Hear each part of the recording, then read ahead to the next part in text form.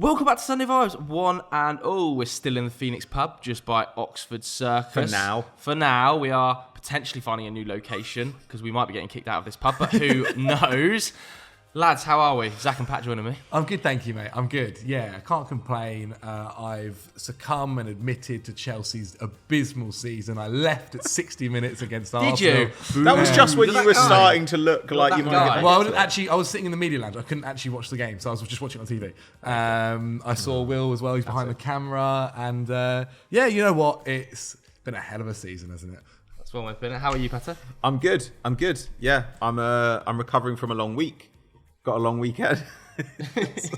Long weekend of childcare. Yeah, I'm all good. How are you? Yeah, very good. I'm never asked excited, you. actually. I'm excited because we have an exciting announcement for you guys. Yes, we at do. home. Look at that little segue there. That is Now, so we've professional. noticed over the last few seasons, literally everybody in the comments below has been asking us to do Sunday Vibes on a Monday to react to the games in the same format that we do Sunday Vibes. But we didn't want to get rid of Sunday Vibes because we feel like it's a pretty staple show on the channel. So we're making Monday Vibes. It's going to be coming out tomorrow, creatively named. It'll be an addition to Sunday Vibes, so you'll still get your usual Sunday Vibes content as you do every week. But on a Monday, we're going to shoot another Sunday Vibes, reacting to the weekend's games, giving you guys our thoughts and answering all of your questions. Yeah, 100%. Looking forward to it. We're going to be probably doing it in a cafe though. Give it a little bit of like a coffee vibe, even though I'm drinking a coffee today. You know, Start your week properly, isn't it? start your week properly. Start your week off well. If you're looking forward to that, let us know in the comments below. That's going to be coming out tomorrow, probably about lunchtime-ish, hopefully, if all goes to plan.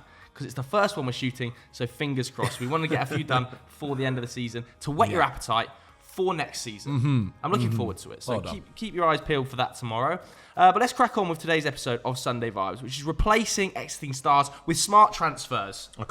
Okay, now the way we're going to do this is I am going to appear as the judge. Roleplay Judge Rinder. No, not Judge Rinder. Judge Tomlinson here. Imagine me with my wig on and my gavel smacking benches. Yep. You two are going to deliver me players to replace a star that I name. So I'm going to throw out a name. Let's say, for instance, he's not in this episode, but Harry Kane. Yep. You two are going to have to deliver me who you're replacing with smartly. Okay. And by smart, that means, I guess, not spending just £100 million on the next brightest star, right? Well, it means, if you're Harry Kane, you can't bring me Osman to replace him. Okay. So thinking about the club that you're at, so relatively smart, and then I will decide who delivered the best argument and why I think they would be a good pick for that specific club.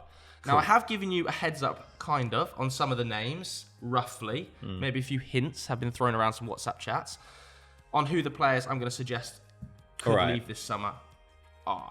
We're going to start at Manchester City with a name that's been doing the rounds about an exit for a couple of seasons now, but it appears this will be the summer he leaves. It's Ilkay Gundogan.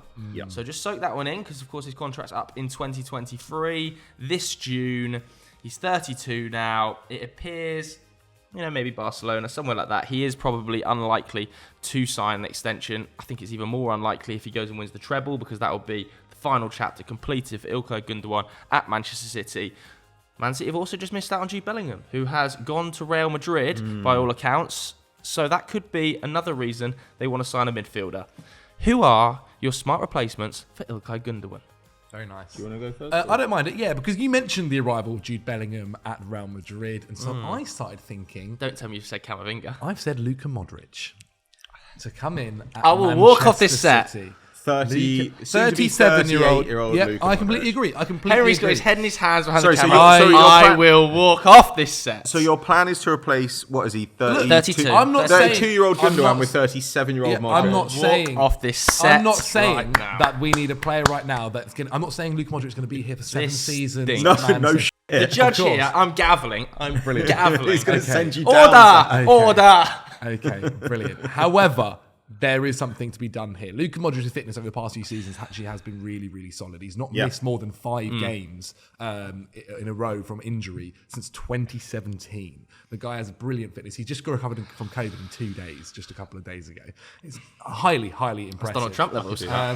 Now, look, I know what we're thinking here about I think because Jude Bellingham at Man City was the guy that I thought could be this here for years and years, 10 possibly. Surely that's what I want as Manchester City. No, I agree, but right now I don't think we can see a huge star without spending £100 million plus on going to go and get, say, a Gavi or a Pedri from Barcelona. That's just not going to happen. And that is not smart right now. So, whilst we wait to see what other midfielders come through the ranks and could possibly go and try and spend maybe 50 million on another kind of youngster or so and see whether they work out, or how Pep Guardiola has already said that he likes the idea of possibly playing Phil Foden in the same role as well, we can go and spend nothing to get Luka Modric in for 2 years or so and have a good role. Especially in that Gundogan role, it needs to be someone that can play that pauser style of football that Pep Guardiola is so keen about. And Luka Modric can do that fantastically well. He's probably not going to be as much of a goal-scoring threat as Gundogan can be at times. And he has been over the last few years, Gundogan. He really has. 2 seasons ago, he was Man City's top scorer. Completely. Yeah. But someone like Luka Modric is going to be creating a lot more chances than Gundogan does for Man City currently. He outperforms him in shot-creating actions per 90.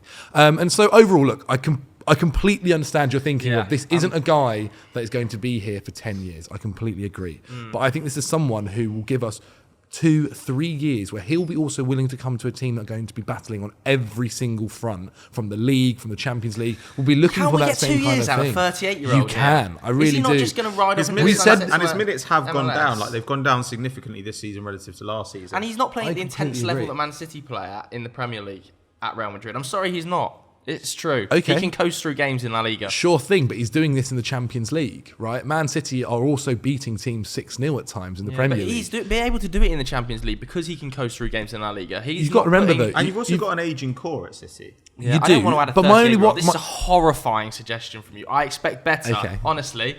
I was also going to say as well, the way that Pep Guardiola started kind of changing things to this 3 at the back formation when he's got Modric, not Modric, sorry, What's he going to play him left Rodri. No, because there's not a position sometimes in that squad for this kind of replacement. Gundogan is dropping out the side sometimes for a midfield He's made of John 24 Stones. starts though, mate, this season. Yeah, 24 starts is great. I'm not saying he's not going to play at all. But when he's playing a 3 at the back and you've got John Stones and Rodri in midfield, there's no Gundogan there either. And so having a guy who can kind of step in, is willing to miss out on games, I think is a nice thing. Whereas if you go and spend 50-60 million pounds on a youngster or whatever, Comments are up in arms. They're going to need a lot of minutes. It's blowing up in the comments. And if Modric honestly just played your games against like Liverpool, Arsenal, and then the last stage of the Champions League, he probably would be worth his money. Like, even if he played like 10, 15 games a season. What do you call it? You're in contempt of court right now. Brilliant. Seriously, you're in contempt of fucking court. Brilliant. All right. Pat. Okay, I've actually gone for a veteran as well. Oh my God. I'm going to walk off the show. What's happening? My veteran's 28. Okay, that's not really a veteran. That's And like I think you can get like 4 years. But actually, Zach said the key word, which was pausa. So that I think is a really important part of it. Because I was thinking about Kovacic and Mount, actually, both of them. I think Mason Mount is too English for Pep. Are you going to say Kovacic? No. Good. But I think he'll be too expensive because he's one of Chelsea's sellable assets. They're going to have to hold out for a big fee. Yeah. Mount, I'd be willing to pay more money for, but I do think he's too English in that he kind of like wants to move forward really, really quickly. And actually, this player, they do need to have final third presence, but they also need to be able to slow things down, tempo set, keep things calm. Gundogan does that for this team. So and Modric would do it as well, to be fair. But the guy I've looked at then is Zielinski from Napoli. I like it. So he's got a year left on his contract. Yeah. He's obviously playing a relatively similar style right now at Napoli. And you need that final third presence he absolutely has. Like Gundogan, he's in the top 10% in his position for expected goals and assists. He also receives a ton of progressive passes in the top 10% there as well. Loads of touches in the box. So he is a guy who's going to join your attack. But he's played kind of a bunch of different midfield roles. This season, he's got 16 goal involvements in 2,400 Champions League and league minutes. That's pretty tasty. It's impressive. That is pretty tasty stuff. And it's an attacking Napoli outfit as well. Yeah, but beyond that, I just think he has tactical intelligence. Like, he is a guy who can play in a 3-man midfield. He did that for years. He can play as a kind of 10. He can play as more of an 8. Yeah. I like that versatility. Progressive passes this year, slightly below Gundogan on 4.5. In the past, he's been at 8 progressive passes again. It's crazy. So he could do both those things. He's not really dribbling that much this year, but in the past, he's been a high-volume dribbler as well. And I don't think it's that he's declined, that he's now not doing that. I just think he's playing a different role. That is something that Pep really, really likes. 3 key passes per 90 minutes this season for Napoli. Well, he doesn't have to do that for City. But it's nice to know that if, say, De Bruyne's fitness starts to decline, as you would expect at this stage of his career, you've got a guy who can fill some of that gap. If, say, Jack Grealish gets injured, then you can play more of a goal-scoring winger like Alvarez and rely on Zielinski for a bit more creation. What I also like about the Zielinski shout is that I don't think he would demand to start every game. No. It's not the sort of player that can... I think he would come in, and how we've seen with a lot of Manchester City arrivals, would be willing to rotate. Yeah, I think so. Look, players have joined Manchester City at the peak of their powers and have been forcibly rotated by Pep Guardiola. I don't think he's got any problem with dropping any player. I just wonder if this is a guy that's got to this, just won the Serie A, like if he wants to come to a side where he's going to play half of the minutes he was. To the best side in world football. I'm double your wages. But I also don't think players go in thinking that. I think like players go in thinking, I will get in the first team. And I do think that City play 50 to 60 games a season. If you play half of that, that's still a big season. Like City are going to go deep in the Champions League. They're going to go deep in their cups. They're going to compete for the title. You're going to get to do all that, and you're going to get to play under the defining manager of this generation. I agree. And also, one of the reasons we counsel kind of going for younger players generally is because if you get an older player after 3 or 4 years, you've got to go and get another player. Money means nothing to Manchester City. They don't care. So they can afford to get a guy like this and maybe take a flyer on like a 21, 22-year-old.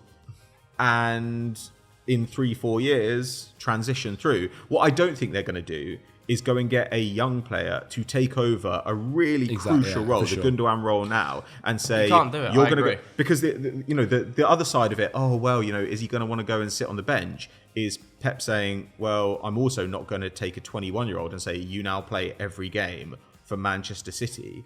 Yeah. He's going to want to maximise their chances to win and win and win and win and win. And I think a way to do that would be to get a 28-year-old. Plus, we've seen them do it before. Fernandinho, they signed at 28. Yeah. They have been happy to, even Jack... How old's Akanji? 26? Something like that. Even Jack Grealish was like 25, 26 when they got him in. Like, Mahrez, I think, was 27, something like that. I mean, these aren't old players. They're guys with like a good number of years left. But I think Zielinski's got a good number of years left. Like, if he can play till the age Gundogan is... So does Luka. You've got 4 years. In 4 years. Luka Modric is 41. We're talking about ages. We've seen Thiago Silva at 38 still ripping it up. Yeah, but he didn't arrive at 38. 36. Yeah. 1 year old. When you're a central midfielder. Yeah, I honestly think but this is the same argument I'm making here is, I honestly think you get 2 solid seasons out of Luka Modric. I really do. At a completely high level. Zielinski's fantastic for sure. Has he reached the level of Luka Modric? No. Okay, I'm not going to lie, Jalab. You're in contempt of court. I am going Zielinski. Brilliant. I think he is a smart option. I think because of his contractual situation as well, Manchester City, like Pat said, might be able to get him and another player as well in that midfield position. One 28-year-old like Zielinski and then potentially a younger player. So for that one, Zielinski is the smart option. The next player I'm going to throw at you, there was a couple of options here at the same club. We'll go into the continent. It's PSG, where they look to be offloading Lionel Messi and potentially... For me, slightly more interestingly, Neymar, who, of course, we saw this week being hounded at his house. Is there any way they can do that? Well, I think it might be possible given the way the fans have reacted to him. He might be more willing to leave, given that they are effectively protesting outside of his house, smashing his car up. Then, it's not pretty between Neymar and PSG. And they might say, look, we're willing to kind of get you out at very low cost here if you're willing to go. I think he might be perfectly willing to go. He's 31 now.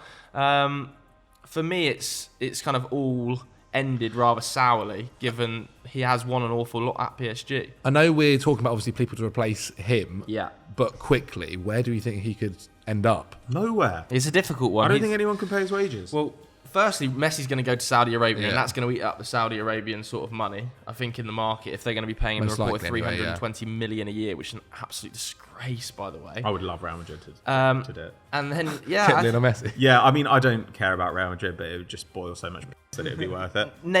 What about Juventus? Neymar to Juventus. Do they have the money? Like, you go to Juventus, and it's possible that next season this club will cease to exist. But he's probably not going to cost much from a transfer perspective. It'll be the wages and the things that doesn't matter. He's going to cost you. He's going to cost you, agents' fees, especially when you factor in tax. He's probably going to cost you like £1 million a week. Chelsea.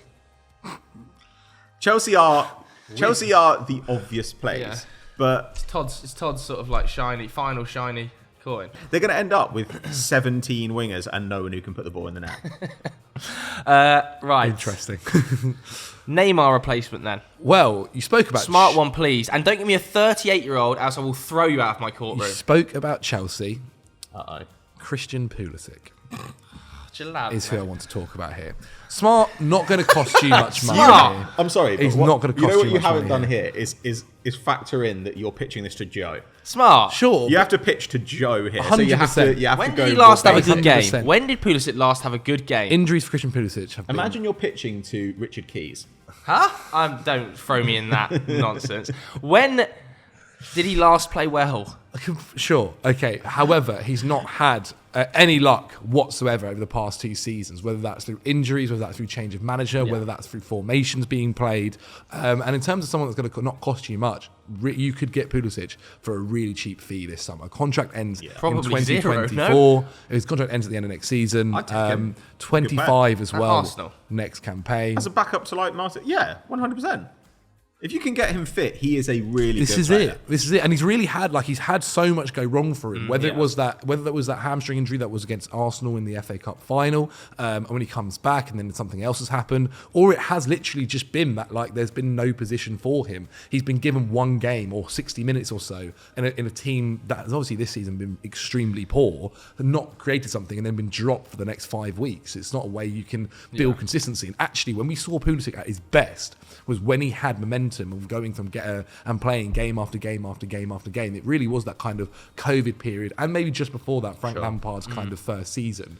And you got to feel for a guy who joined the club. He joined the club when he signed the contract. Maurizio Sarri was there. When he actually arrived at the club, Frank Lampard was there. Yeah. And when he came back from his injury, Thomas Tuchel was there. Come back from his other injury, Potter was there. Now Frank Lampard is back. He's had so many different managers trying to play under so many different positions, in so many different kind of tactical formations. It doesn't surprise me that it's not quite worked out.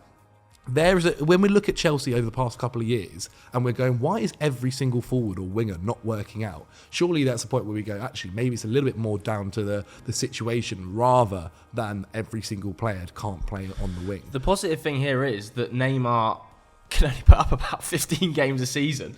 I think this season he might have started 18 actually, but his average minutes across the last 4 or 5 years have been pretty low, especially in domestic league play. And during his peak season, he was doing 3.5 dribbles per 90, 2.5 shots per 90, making 2.3 shot creating actions. He's a really exciting player. But we're talking about Neymar here. I understand 6 shot creating actions. Yeah, but also I think in a league 0.9 but penalty expected goals and assists. in a league like Ligue 1, I'm not saying it's worse or anything like that, but what I am saying is I think for wingers, they are able to kind of increase their output on that side of things. It wouldn't surprise me if those numbers grew if he was staying fit.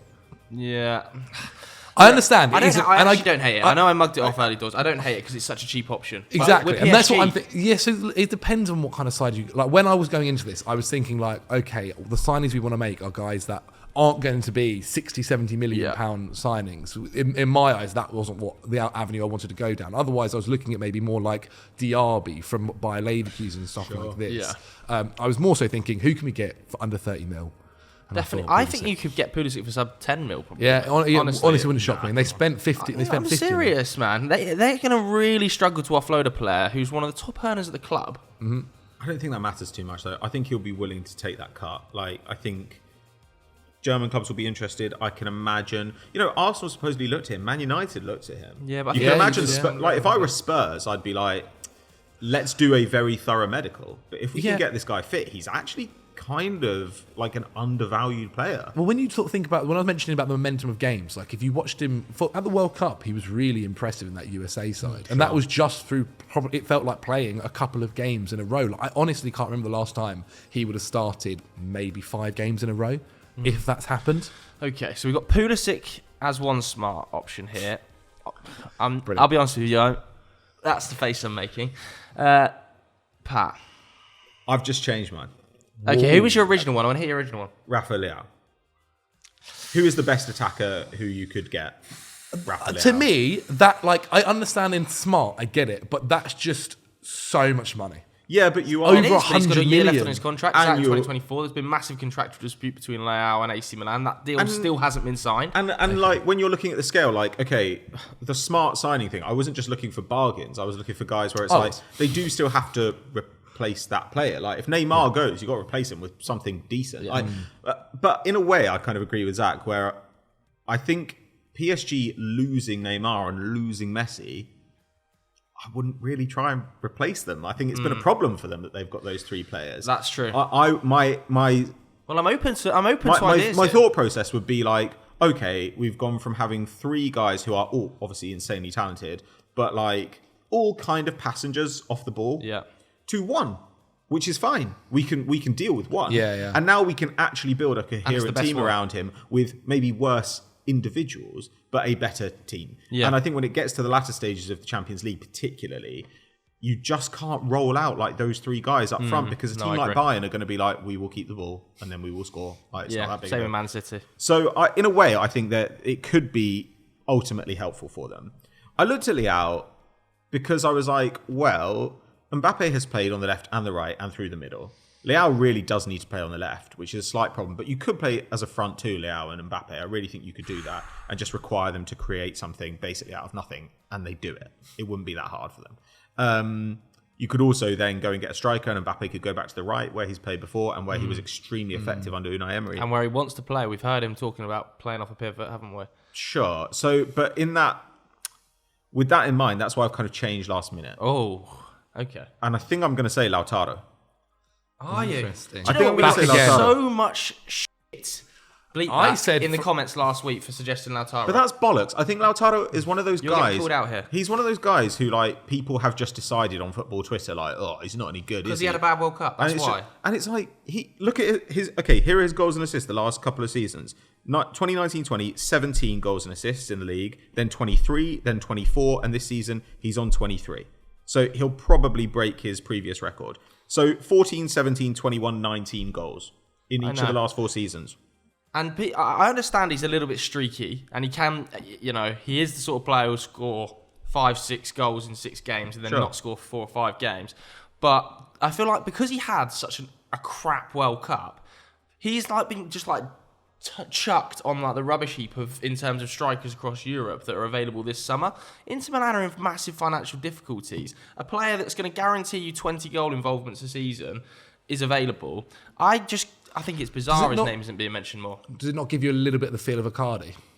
No, because he's the opposite of Icardi. Icardi was never a hard worker. And he's a dog. Yeah. Icardi was a massive problem off the pitch.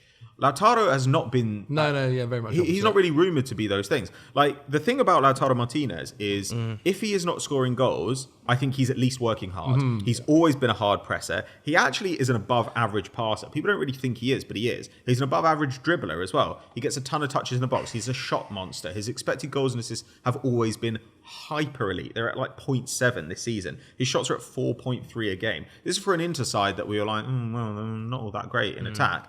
Plus, I think he's played his best football in a front two with a guy who is less of a conventional forward than he is. Like, he can drop deep and he can dribble, but I do think that Lautaro Martinez kind of wants to be the guy who's playing off the ball in the box, and then there's a guy who is picking the ball up deeper and running. And Mbappe is like the champagne version of the Lukaku that we saw pair with Martinez to great effect under Conte at Inter Milan. It also means that if you look at it and you're like, wow, this Martinez and Mbappe thing isn't really working, then you can go and get a left winger or a right winger next summer and say, okay, Martinez through the middle, Mbappe on one flank and another guy on the other. So it doesn't preclude the possibility of going and getting a Leao, or somebody like that, or even a Pulisic where you're like, we're going to get somebody who's a little bit less like fashionable, but who is going to do some of the hard yards, who's going to work harder. If I honestly thought as well, if Martinelli hadn't signed a new deal, I thought Martinelli would be quite an interesting candidate for them. Again, elite numbers this season, insane work rate, surprisingly versatile. Like, he's a better creator than people think, and he has that fucking dog in him. Yeah, like, they need like, that. They need that. They definitely need that because they've always had it in midfield and they've had it in defence, but they haven't had it up front at all for a long time. Yeah. So I don't know. I just think that he gives me everything that I kind of want him to. And if he's a little bit streaky, I don't think that matters that much in Liga. I certainly don't think it matters when he's playing alongside Mbappe. And more importantly, I get some consistency of output, which is like kind of Gabriel Jesus at Arsenal. He is starting to get shit. We knew he would get shit at some point this season because he's a streaky finisher. Yeah. We knew that it would start to come. How good is he in build-up? And exactly, And he's link play. always working hard in build-up. He can drop out to the wing, and he's always hassling centre-backs.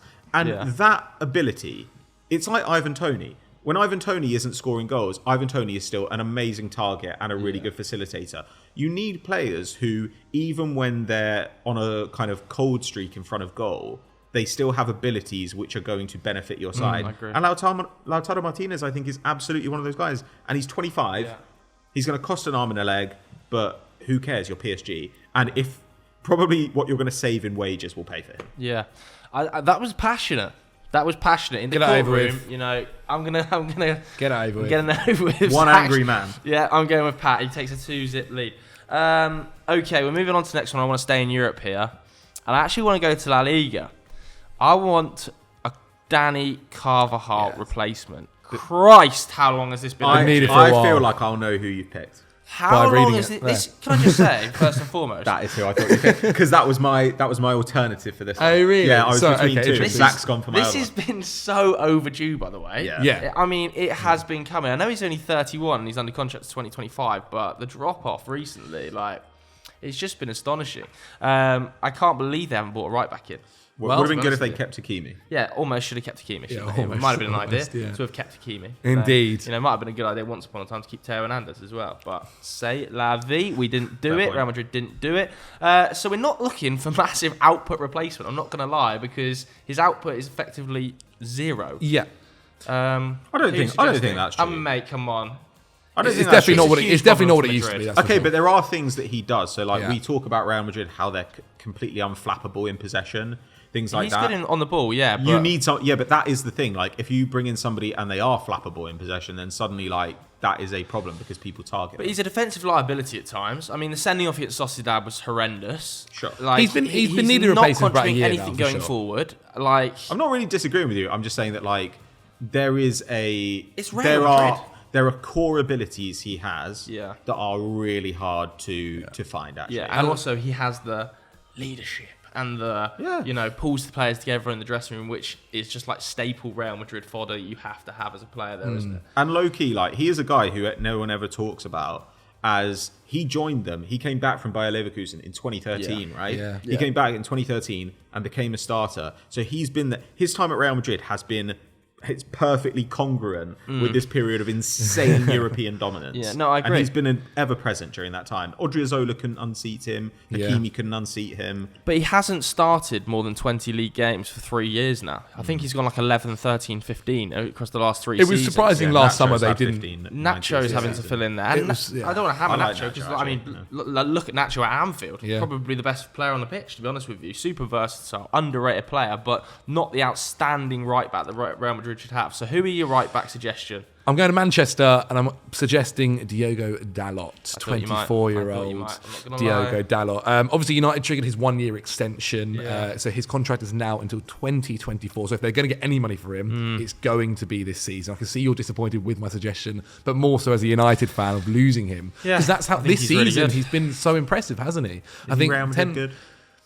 I think the thing, because especially with how things are at left back as well at the moment with Real Madrid, they do just need a guy who is solid kind of in both areas, good going forward, but also good on the ball and good defensively. I think that is Diogo Dalot. There's massive room for improvement in Dalot's game as well. There is, but working under someone like Carlo Ancelotti or potentially whatever manager they might go and get, if it's Julian Nagelsmann or whoever it might be, has huge potential to kind of develop this guy who will only be 24 years old. We mentioned about Carvajal coming back and how old he was when he joined and that long period of success that he's had at Real Madrid. That could be the potential here for Dalot. There could be 6 years you can get from this guy. If he signed a 5-year deal and he'll only be 29 by the time you need to get him to and do his a new minutes one. Building up to this has really been his formative season of playing every game when he's available effectively. It's been the most starts in the Premier League in his career. 22 starts this campaign. He's a really big guy really as well, right? Yeah, he's for a fullback. Yeah. And I especially because look, we could be sitting here and going like, okay, Real Madrid, go and get Reece James, go and get one of the best fullbacks in the world, that right? would be good.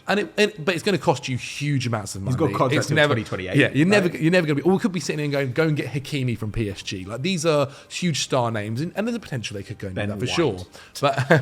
But someone like Diego Dalot is not going to cost them an arm and a leg. He's somebody that United are going to run him up a bit though. But I think Madrid come in for your player, you're going to run him up. But then a bit. also when they come and go like, okay, well we'll get you next year for nothing. And he's not going to be like, problem, what a surprise, I'll wait a year with One thing I will say about Dalot, they definitely run it back with Carvajal for a year and not care. Really superb pre-World Cup, and he's definitely refining his form, but there was a very solid and substantial 2 to 3 month period post-World Cup where Wan-Bissaka became the starting right back and, might still be the starting right back in a lot of people's eyes, including Eric Ten Hag. That's why we've seen Diogo Dalot playing a lot of left back, given the injury problems Manchester United have got to the back line. But I have to say, I think it's a really good suggestion. I actually think there's so much more to come from Diogo Dalot. And I think, United have been such a mess over the last few years. It's actually really hampered his development as a player. If he'd have been at a more coherent side with a really strong style of play and very solid development path, I think he would be way better than he is now. I think there's a lot to come from Diogo Dalot. I think it's a good suggestion. I think it's a thin market, actually. It is. When I started looking, I was like, there are lots of right backs I like, but they are not gettable. Yeah. Especially after we got Gusto as well. That was exactly. Because youngsters. He'd have been interesting. If you went and got Malo Gusto and you were like, what you would really want is for Carvajal to be like 2 years younger. If you're Real Madrid and you sign Malo Gusto, you're like, right, okay, over the next 2 years, this guy's going to play some games in La Liga, and by the time that Carvajal is absolutely cooked, he'll be ready to come in. Who suggested? I've got to say, Dalot was really high on my list. I'm glad I went for somebody else. I've gone for Benjamin Pavard. Because, like you say, Carvajal's main use, and actually, I think this is the best Real Madrid side we've seen for a long time. I think this is the best Real Madrid side we've seen in maybe 5-6 years. I think Ancelotti's done a phenomenal job this season. They are so good because they've had less Benzema, less Kroos, less Modric. Everybody's a year older, and Rodrigo's had this huge breakout season. Like a bunch of guys have had just really, really good, solid seasons. And I think, doing things like playing Camavinga at left back and stuff, he's really bedded in Tchouaméni. Like, people think Tchouaméni hasn't played that much. He's got the 8th most minutes. Ancelotti, I would keep Ancelotti if I were Real Madrid. I think they're going to keep Ancelotti. I think they should. He's done a job no one else could have done. It seems like he's staying. I think from all reports, and from his own comments decision as well. It's the right decision. I truly think Pep is the only guy who I'm absolutely certain would have been able to do what Ancelotti's done this season. I really think so. Big praise for Carlo. Well done, Carlo. If you're watching Sunday Vibes, you're probably not. Seriously, there are guys who haven't managed to do it. Arteta hasn't done it this season. Klopp hasn't done it this season. When they faced injuries, when they've faced instability in their team, they haven't said, oh, well, actually, I can make a tweak that will kind of solve this. They've completely failed to do that. Ancelotti hasn't. So I really think that deserves credit. But Pavard, 27, out of contract next year. Super experienced, obviously has played both right back and centre back to a very, very high level. He can do all the passing, he's top 1% of centre backs and full backs for all the passing numbers. But he's weirdly got insane defensive output for a guy who plays on a team with so much possession. He's got 4.4 tackles and interceptions per 90. He recovers the ball more often than Carvajal. He's a really good defensive fullback. But actually, in a season where he played as a proper right back for a whole year, he had super elite progressive passes received, which actually is another thing that Carvajal kind of pops for. So he is capable of getting forward, and we've seen that for France as well. Big aerial win rate. More importantly, I just think he comes in and just he's immediately better than Nacho, I think, in that role. He's going to be super, super solid. And as he ages, in 3 years' time... How old is he? 27. And in 3 years' time, if you're like, well, can he play fullback for us anymore? I think he probably would be able to. But he just plays centre-back for you. That's not a problem either. Do you know what? I'm surprised neither of you have said Joao Cancelo here. It's too old, too much money. Yeah. Given that Man City are going to shift him in the summer, and Bayern ain't going to want him. I don't know if Man City will be able to shift him in the summer.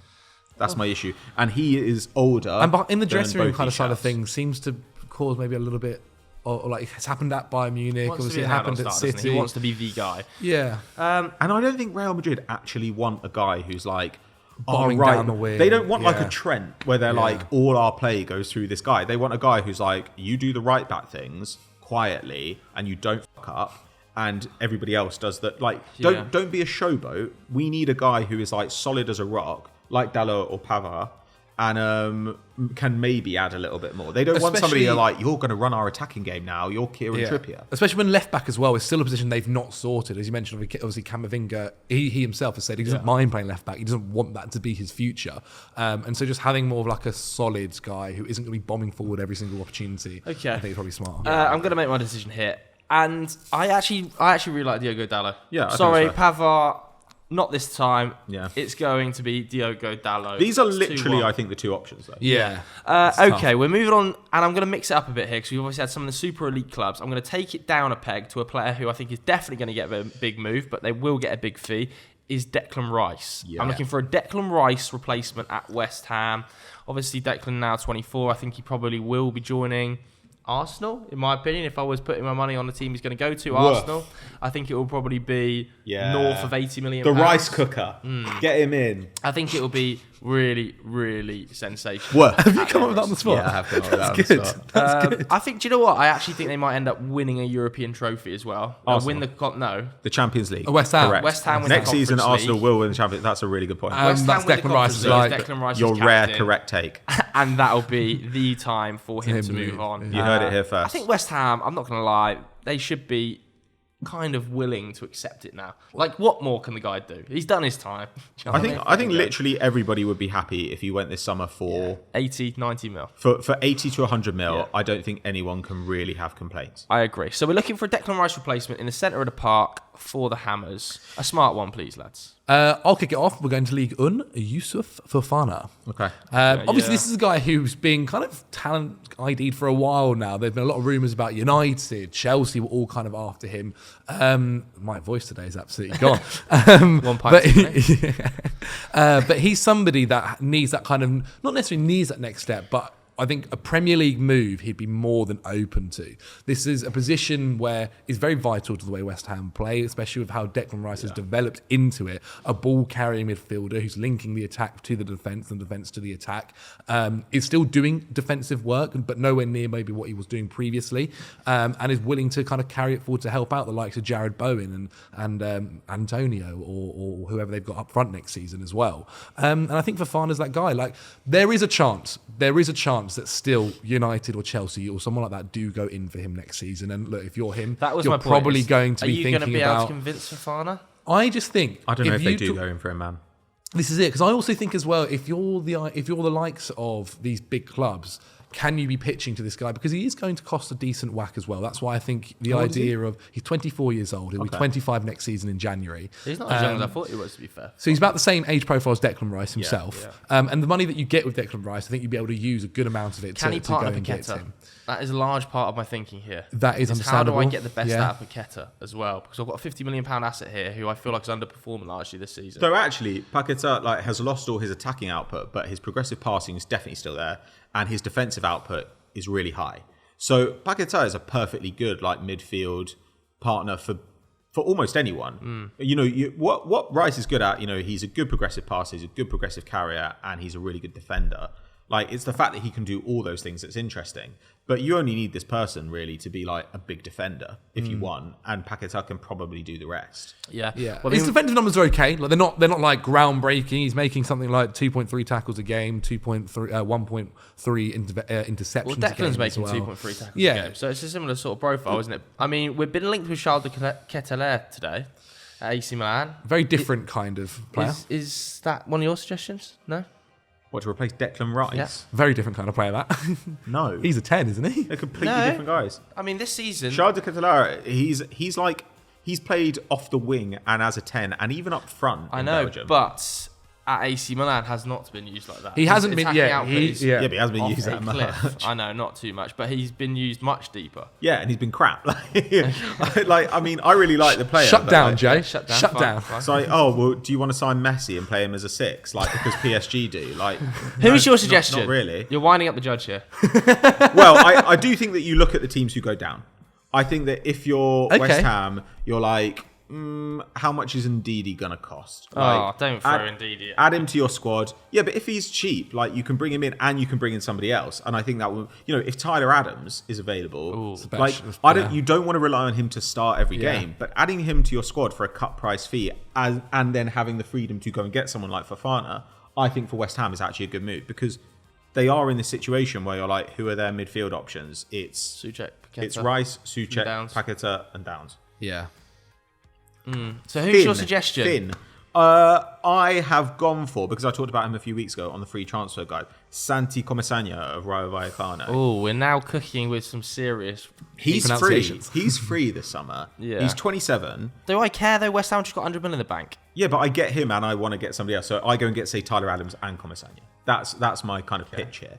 Because then I think you could play a 3-man midfield. You could play Paquetá. Yeah, it wasn't technically in the rules there, Pat. Well, no, I'm not saying my point is that if we get a guy for free, we obviously keep our powder dry for other positions. And let's be honest, there are several positions that West Ham needs to target this summer. It's not like, 100 mil, we're going to turn that round on a central midfield. That's crazy. He's really, really fit, over 2,000 minutes in 4 of the last 5 seasons. Really good defensive output. Always over 4 tackles and interceptions a game. Good passer, 5 final third entries. He's less of a runner than Rice, but he's actually more of a dribbler. So he's quite press resistant. He is really a more conventional 6. He's going to sit in the hole. He's going to clean things up in front of the back line. He's going to spring your wide attackers, which I think is absolutely something that you need. I think sometimes when you lose a player like this as a mid-table club, you can get yourself in trouble by thinking, we need one guy to come in and be exactly like this guy to replace him. Well, if that guy was available, you wouldn't get him. Like, that is how it is. So West Ham have got to replace him in the aggregate, Moneyball style, by getting a couple of guys who can fill those roles. And I think Paquetá already covers the passing. So this is just a good defensive midfielder. You're getting him on a free. His reported wages at Rayo Vallecano are €10,000 a week. This is no money. So you can pay him absolutely nothing, and it gives you a little bit more license to go and fill out some more areas of the squad. Okay, maybe we go and get another winger. Maybe we go and get like another central midfielder. We think about another centre-back. We think about our full-back zones, which have got a bit stale. Like, I think that there are interesting moves to be done. How old there. is he again? 27. 27. So he's going to come in and just be like rock solid. I think actually midfielders tend to transfer well from Spain, whereas it's okay. If you're a mid-table side, it is okay to sign midfielders from Ligue 1. I think Ligue 1's got loads of good midfielders. Crystal Palace, we did it with Doucouré. But I think one of the reasons big clubs don't tend to do it is because over the last few years, name central midfielders who've gone to big Premier League clubs and become nailed on starters. The only one I can think of is Fabinho. Well, he mentioned Bruno there. I mean, it depends what you consider Newcastle when they got him. Yeah, true. Fabinho, for Liverpool. I mean, Bakayoko certainly didn't work out. Bernardo Silva, kind of. No, not a central midfielder. Not a central midfielder. And even he is like in and out of that team. Like, I mean, there have been lots of guys like Ndombele and Lo Celso who didn't really work out. Lo Celso came from a Ligue 1 club but was playing in La Liga. I don't know. I just think that a lot of big clubs look at Ligue 1 players and they're like, Kamara's good. Let's when he was there. Like, let's see them go to a mid-table club. And I don't really want to be a proving ground. Can the same be said for La Liga as well? I just think get Comesaña, Rodri. Do you know what? I'm gonna put the gavel down here. I'm gonna put the gavel down, and I'm actually gonna go just because I don't think that the fans will be accepting of. I know that you're talking about replacing him in a Moneyball style, but replacing Rice with a free transfer coming out of Spain, I think you would need to have some sort of impact in the market just to kind of pull everybody together. But I think you can go and do that in another area. Potentially. You know, so but I don't Rice, care you're what like, you think. we're going to I'm go the judge for here. I'm the judge here. tits. I'm the judge here, so I'm going for Fofana. And that makes it 2-2 as well, which makes it much more interesting as well, coming into the final. Bowing down to the fans. The final ones, I'm going to throw a bit of a curveball in here because I don't think he necessarily needs replacing, but I just think it's an interesting talking point. We've talked about Harry Kane in the past. I want to talk about Heung Min Son. He does need replacing. Not as in this person's got to come in. Not necessarily immediately. Not this person's got to come in and take his spot, but like Spurs need to get somebody who can replace him eventually and who can spot him. And we have seen at large portions of this season big drop-offs in Heung Min Son's game. He's recently started to put it together a little bit more, and maybe it coincides with the problems behind the scenes and the management difficulties that Antonio Conte was suffering at times this season. But nevertheless, I think there is a conversation to be had about Heung Min Son, who is now 30. I want a smart replacement. Just thought this one would be a bit more of an interesting one. No, it is really interesting. And actually probably the one I've had the most fun with in terms of player selection. I've gone for Paulo Dybala. Because he has obviously once they were linked to him in the summer. And that is the big one. In terms of finances, it's not going to cost us an arm and a leg. Wages will probably be decently high. But you know what? This season, it's been his best season in a long, long time. 11 goals and 6 assists so far in Serie A, which is his best return since 2018. We are starting to feel like we're getting a little bit more of Paulo Dybala back from the depths of where he had gone at Juve.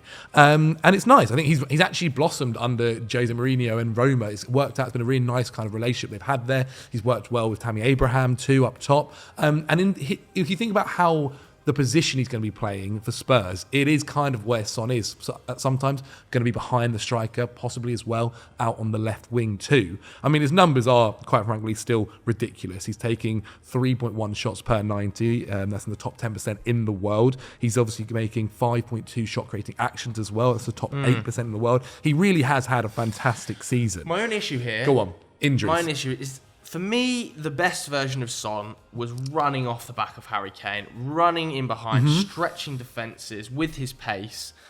I feel like Paulo Dybala might want to operate in similar spaces to Harry Kane when he drops into that sort of half space, can turn, can create, can bring other players into the game, which is where Harry Kane is at his best. Does Dybala... But he's going to be at his best at a different club, probably. Yeah, he will. He'll be at his best at Old And Trafford. also, I don't think like a manager going to Dybala, like, okay, get out of Harry Kane's space. Let him do that. You keep going on. I don't think that's something that he's going to be there to. And you could play him in the hole. Kane's not going to be. And you could play him in the hole sometimes. I think Kane is intelligent enough that sometimes you can say to him, "Your job in this game is to get in the box because we're playing Kulusevski and Dybala." True, and also maybe the reason Kane has dropped so deep over the last few seasons is because they just have no other creativity. Yeah, it's like Van Persie syndrome. Like we both saw this when Van Persie played for us. Yeah. Van Persie would get annoyed halfway through the game, and he would suddenly start showing up in like the centre circle. It's really and he'd be like, syndrome. "You're incompetent. Really see that, Give me the f***ing ball." Yeah, really see really that. syndrome. Well, the other thing as well, I will end on in terms of like you're losing Harry Kane, you're losing Heung Min Son, going. Don't worry, Spurs fans. We've just signed Paulo Dybala. Like, and is a been good linked name. In the past with it's a Tottenham, big name, isn't it? and he was close. He was close to joining them as well. But no Paratici. Paratici's gone, binned. Conte gone, binned. I don't know if he does it though.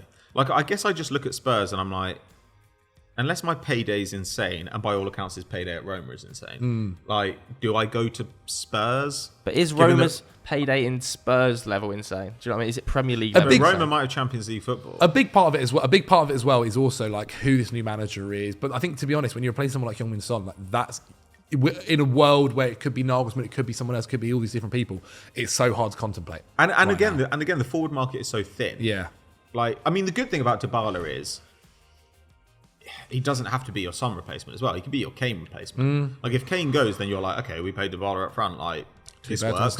You know, like he is a good signing from that point of view. Whether you can get him, whether you can afford him, is a separate question. Don't have to think about that side. That side is not what we need to think about. Well, I would say it's a smart offering because of the release clause. I think this is actually a horrible candidate to try and replace. Oh, Heung Min Son. It's very tough. Yeah, I it's think not very easy. hard. Yeah. Okay. Who's your suggestion? Well, again, you know, like Zach, I thought, right, you need to make a splash. Like, you need to do something here. So I've gone for more money than name. Zach's gone for more name than money, I think. You know, it's in like, that's the thing that's going to piece. So I've gone for Moussa Diaby, which I think is just... He was mentioned earlier. It's just a kind of obvious signing. He can play on both sides. He's very two-footed. He's deceptively strong, given that he is a small guy. But he's gettable, I think, without Champions League competition. I think he has a chance of being world-class. He's already decent now. He's still young. And he's just got a nice array of abilities. Like, I think if you get him...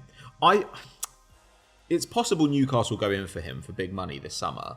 But he's linked with Newcastle. He's linked with Arsenal. Do any of those go for maybe the 60 mil it will take? If they don't, and you're Spurs, you can probably have him for that.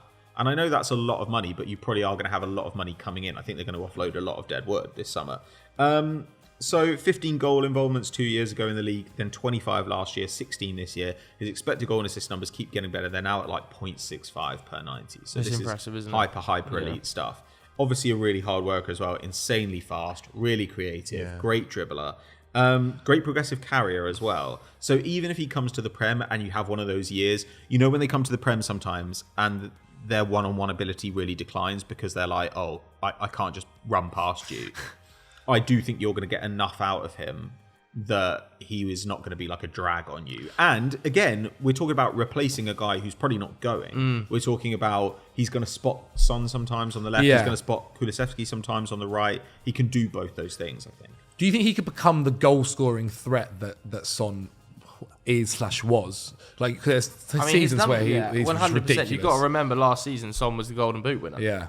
I think there are. If we're talking about that kind of player, then I just don't know what you can do. Yeah, true. Like, it is a crazy position. Okay, I think Son last year though, it was a big overperformance. Massive. 8 goal overperformance. And again, I think when you're Spurs, your plan can't be we will have a Kane replacement who replaces Kane output and a Son replacement who replaces Son output. Your attitude has got to be we are going to have an attack of 3 or 4 guys who will replace that whole output. And actually, I think you could have a better attack. Like, I think the whole idea of just like Son and Kane just do everything is kind of quite stupid because over time those guys get old or they get injured. And even if you look at his, he's been a consistent overperformer with expected goals on. He's notoriously over his Premier League career been one of the best finishers in the league. If you look at his expected goals numbers, 7, 8, 9, 9 this season, other than, last season when he hit 15 was expected goals numbers and he scored 23. His finishing quality has been incredible, but his actual underlying numbers are replaceable. Like, you can find 9 expected goals in the numbers.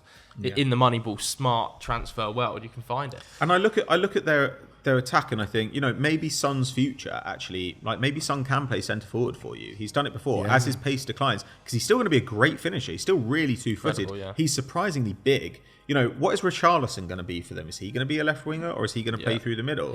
Well, I look at Diaby and I think Diaby can play with any combination of the guys they have. And if they went out and got, say, a Maddison type, which we've talked about in the past, he could play with them as well. I look at Dybala and I think Dybala, is he really going to play with a 10? Is he really going to play with Kulusevski? Is he really going to play with Kane? I think it doesn't matter what happens this summer.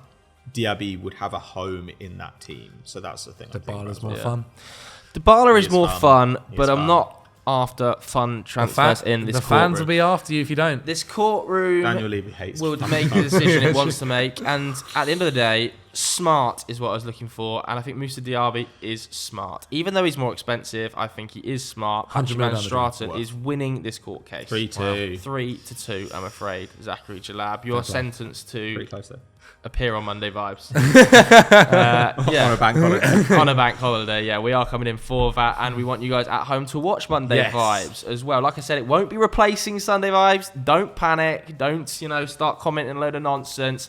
But it will be an addition to Sunday Vibes on a Monday. I think this week's line will be me, you. You're away, aren't you? On best childcare duties. So I think we're going to rope in some European football expertise from Henry Hill. Indeed.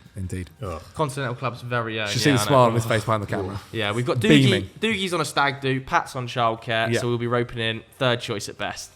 Don't really want him, but we have to get him. It's Henry Hill. Wow. So stay tuned for that on Monday morning. If you enjoyed this video, please do hit the like button, hit subscribe. Thanks very much for watching, everybody. We'll see you later.